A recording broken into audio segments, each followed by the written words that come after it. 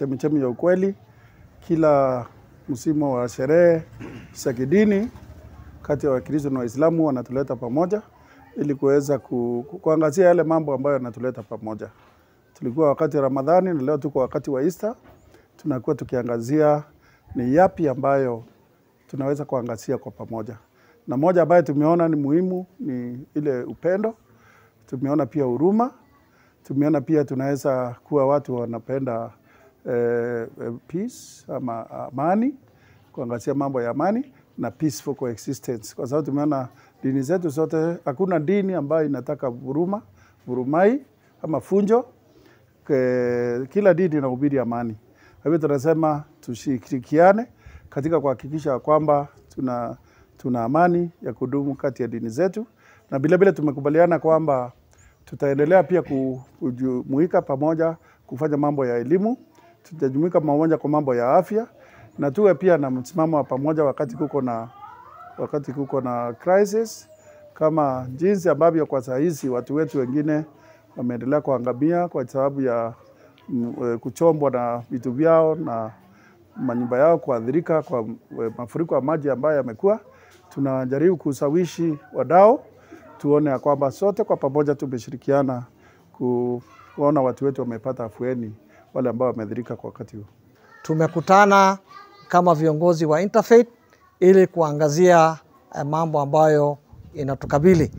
Tumeweza kuzungumzia hali ya amani katika jimbo na katika nchi kwa ujumla, na baada ya mazungumzo marefu tunatoa mwito kwa wananchi waweze kupendana, waweze kuwa na utulivu, kuwe na amani katika familia, kuwe na amani katika jimbo, kuwe na amani katika nchi, na pindi ambapo mizozo hasa ya kifamilia inapotokea, watu wajaribu kusuluhisha mambo ili isifike hali ya maafa vile tumeshuhudia mtu kuua bibi na watoto na yeye mwenyewe pia kujiangamiza.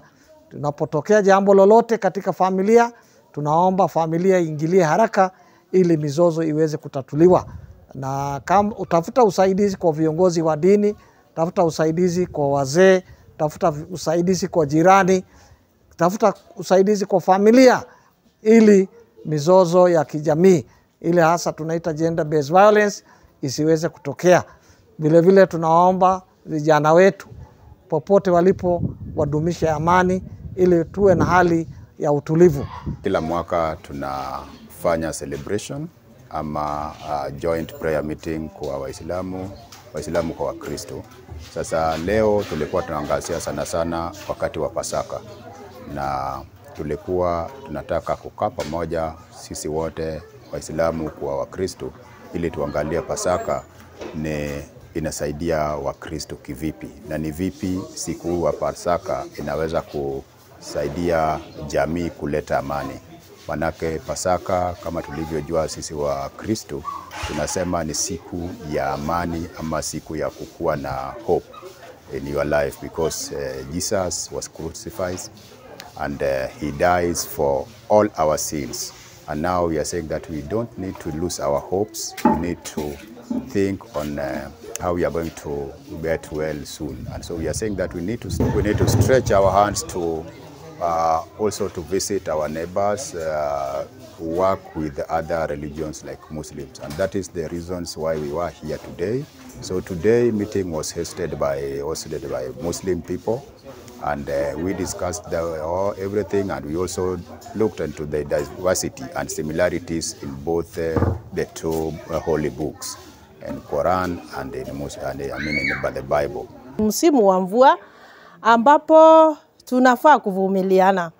Wakati tuko nyumbani, kama mzee anafanya kazi, inaweza kuwa wakati mvua itazindi hawezi fanya kazi, kwa hivyo mapato yanaenda chini, na hivyo basi kunakuwa na violence kule nyumbani.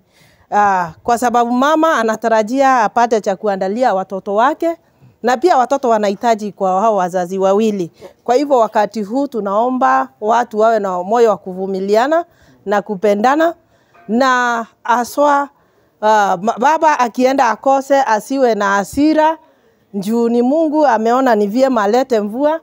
Na sasa shirika ambalo ni la emergency, watu wako na njaa, huku watu wanahangaika, vijana wanatamani sana kuwa hata na credit kwa simu, haiwezi patikana wakati baba na mama wamekosa. Kwa hivyo tunaomba serikali ihudumie watu, kwa sababu kukiwa na floods hakuna hata kulima, hakuna kufanya kazi zile zingine, hata sokoni kina mama wanahangaika, hawana watu wa kuwanunulia, njoo hakuna mapato. Kwa hivyo tunaomba hata aswa wakati huu tuombeane na tuvumiliane, jirani tupendane, na hata tuweze kutunzana sisi wenyewe kwa wenyewe. Ikiwa wewe Mungu amekubariki kwa njia moja ama nyingine, jaribu kufanikisha yule mwingine awe na siku yake njema, aweze hata kupikia hao watoto, njoo unaona watoto wanahangaika. Kutokana na hii climate change, tunaona mvua ikinyesha, inanyesha kupita kiasi na madhara yake tumeshuhudia. Kwa hivyo wananchi washughulike na hali ya upanzi wa miti na hali ya kuweza kutunza mazingira yetu ili tusiweze kupata maafa kama haya na maafa ya janga la ukame wa muda mrefu ambao pia imeathiri watu wetu pakubwa.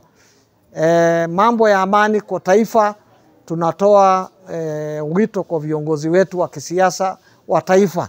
Isiwe ni wakati wa kampeni, wa vurugu, wa kutupiana maneno.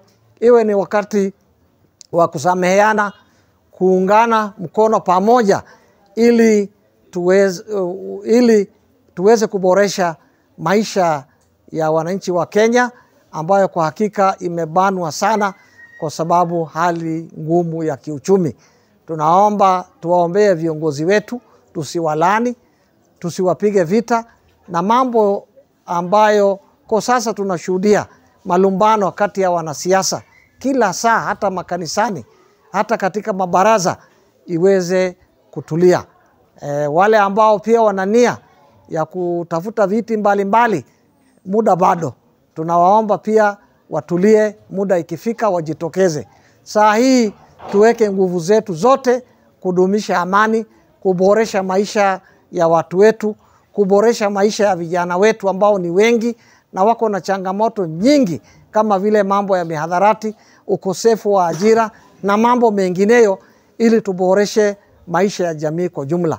Tusameheane, tuombeane Mwenyezi Mungu na tusaidiane ili sisi kama Wakenya pia Mwenyezi Mungu huhurumia wale ambao wanajihurumia, wale ambao wana dhamira ya kutaka kuvamia wengine.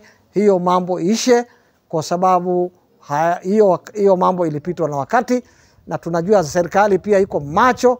Wale ambao wahalifu watajaribu kuvamia wengine, serikali najua imechukua hatua kambambe na imeweka mikakati ya kutosha. Tujihadhari, tuishe kwa amani, tusaidiane, tupendane ili nchi hii isonge mbele. Tuwe na maadili ya kitaifa, maadili ya kidini na maadili ya kijamii, ili tuwe watu ambao ni watu wa kuhurumiana. Tunaomba wananchi tushirikiane na serikali ili tuweze kumaliza kabisa hii hali ya mihadharati ambayo imeathiri pakubwa watoto wetu na kuangamiza maisha yao na hata kuangamiza uchumi wetu. Kwa hivyo tunatoa wito kwa wale ambao wanataka kuendeleza hii biashara. Hii biashara ni haramu, Mwenyezi Mungu ameilani, waachane nayo na watubu. Na vile vile kutoka vijijini, kutoka mashinani mpaka mijini, tushirikiane na serikali kuwatambua hawa ambao wanataka kuangamiza maisha ya watoto wetu, ili hatua ya kisheria iweze kuchukuliwa. Tunapongeza serikali sana kwa ile hatua imechukua, na iendelee hivyo, isiishie hapo, ili tuokoe maisha ya kizazi ya nchi hii na hasa jimbo letu.